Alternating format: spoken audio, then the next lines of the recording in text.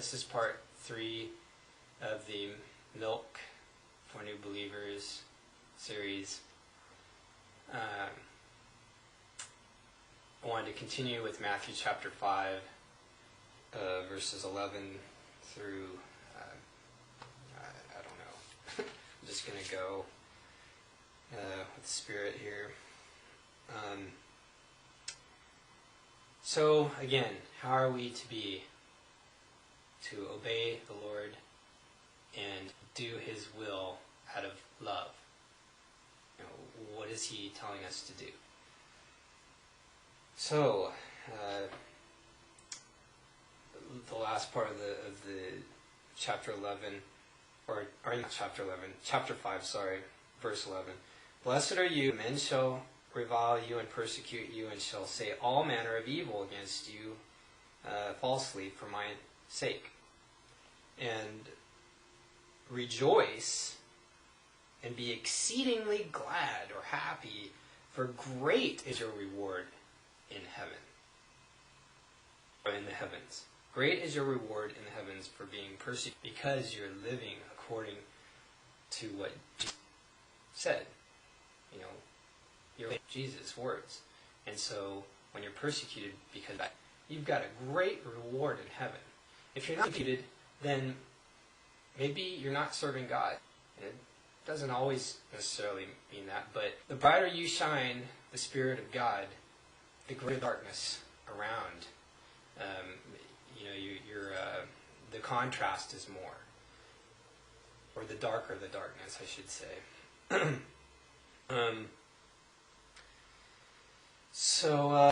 Rejoice, for your reward is great in heaven, for they persecuted the prophets in this way, which were before you.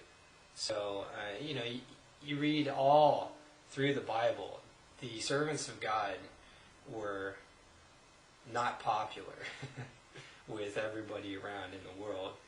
And Jesus himself was initially, people were coming to him for, to see, to be entertained.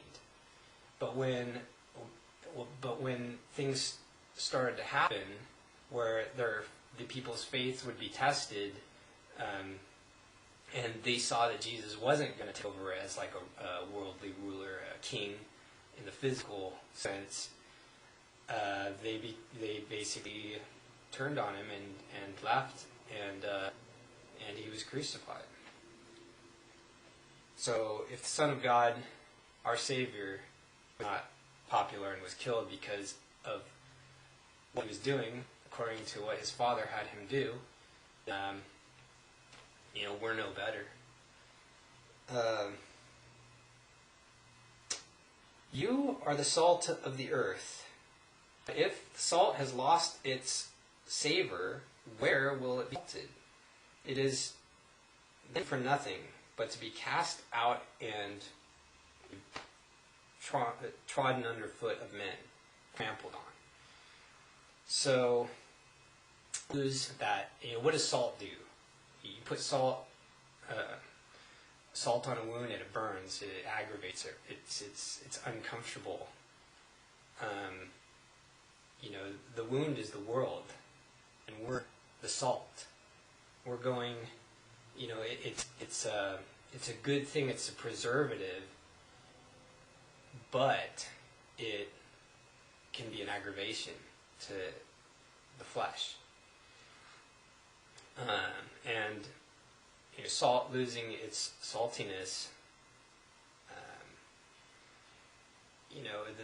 if salt end up or something, and then you try to use that on your food to preserve it and to make it taste better, it's lost its ability to do that.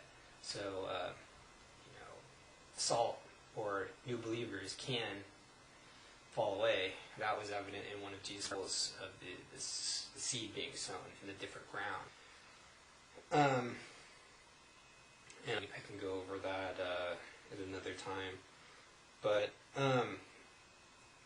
Jesus repeats the same things over and over again in different ways throughout his ministry, and so this is just the beginning of it. You are the light of the world. A city that is set on a hill cannot be hid. Meaning when you're obeying the Lord and you're living for Jesus, you're going to stand out.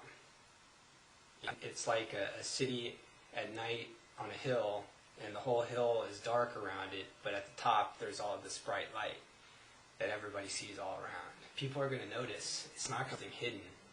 And if you do hide it, you could lose your saltiness, or the light can go dim or even out.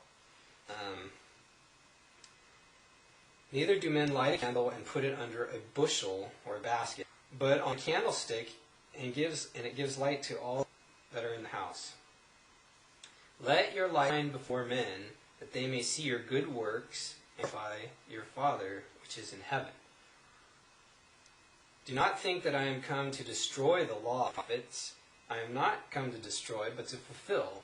Meaning, everything in the Old Testament still applies.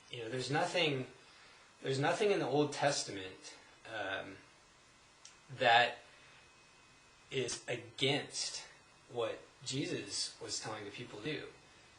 It's just that in the Old Testament, the children of God were under the law, and the supernatural birth of just obeying things, because if you do this, you'll get that. If you don't do, you'll get that. That kind of obedience, where you're obeying out of fear, only is the Old Testament. The New Testament is about the spirit of why do you not do that thing? If you do that thing, then you're going to get this. But everything applies in the Old Testament. It's just that he says it's fulfilled in the New Testament. So it's not destroyed, it's not done away with, Jesus is saying. The Old Testament is not something, we shouldn't read it. There's nothing in it for us. There's a lot of things in it for, and all of it is for new believers. It reinforces what Jesus was teaching the people, teaching us. For truly I say to you, till heaven and earth pass, one jot or one tittle shall in no wise pass from the law till all are fulfilled. Meaning, heaven and earth, till heaven and earth pass or are done away with, not one part of what God said in the Old Testament from the law will pass till everything is fulfilled. So you can't just write off the Old Testament.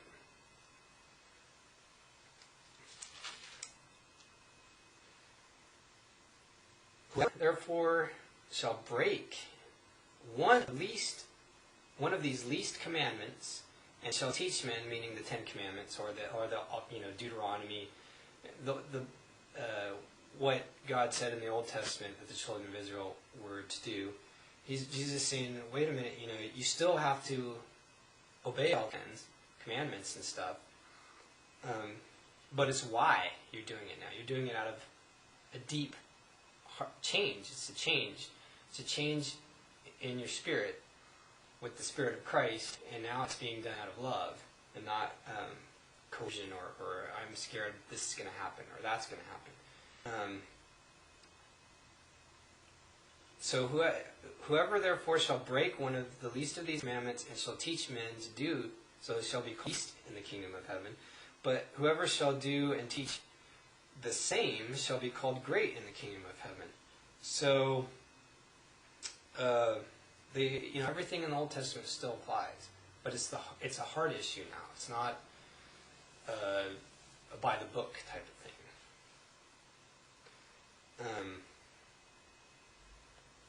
For I say to you, except your right living shall exceed the scribes and the Pharisees, you shall in no way enter into the kingdom of the heavens. The scribes and Pharisees were the religious leadership of the day. You look at our day, the religious leadership. Just like in Jesus' day it was corrupted, today it's corrupted. 99.5% of the relationship is corrupted.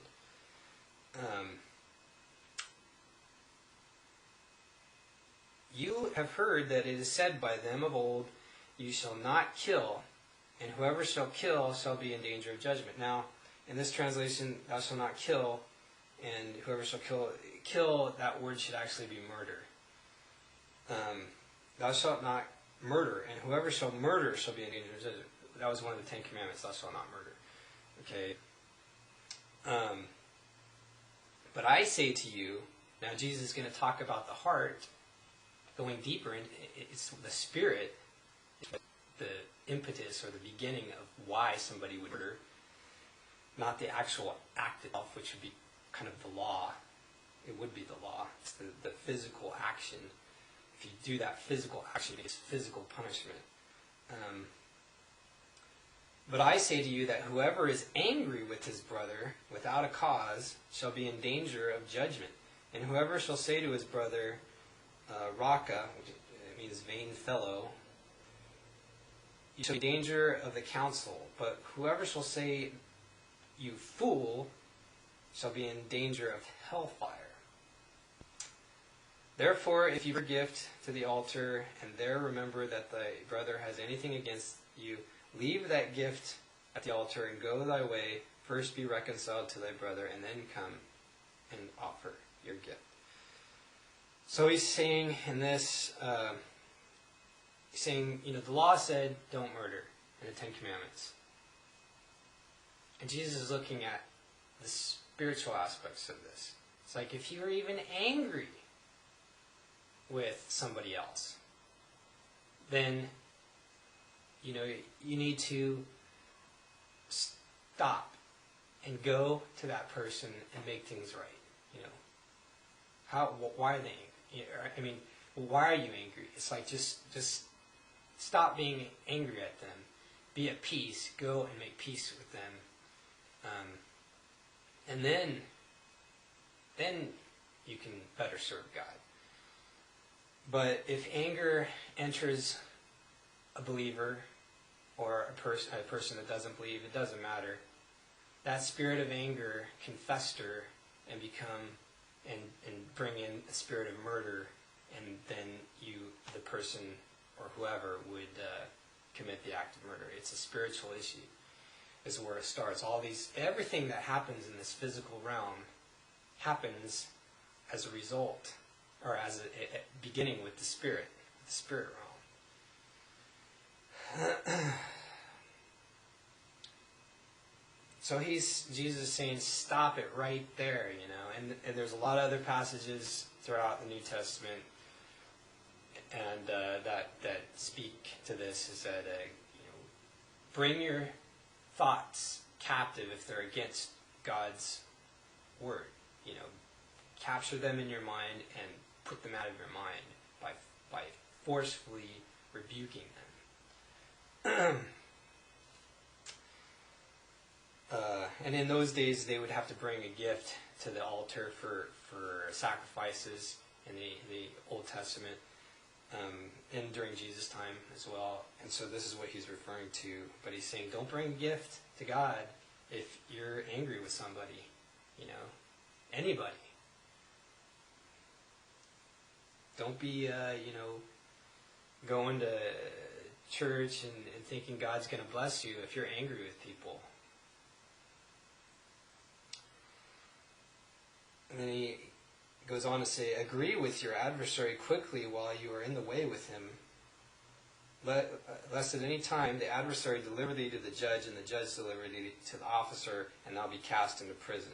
For truly I say to you, you will no means come out of prison, that is, till you have paid what you owe, essentially. And this is verse 26, and that's where I think I'll stop. So, again, what Jesus is teaching here is, if you're angry with somebody, forgive them and love them and do good things for them. Make things right. Even if they really don't want you to if they're angry with you or whatever, you're doing everything you can to be at peace with them, and you yourself are not angry. You yourself are not offended. This is what Jesus is talking about. Then you can serve God with a pure heart, a clear mind, and just not worry about it.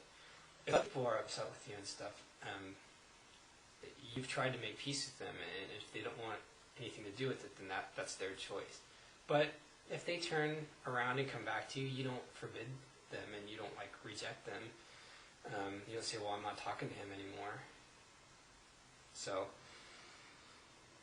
anyway, may God make you happy and give you good health, and thanks for watching.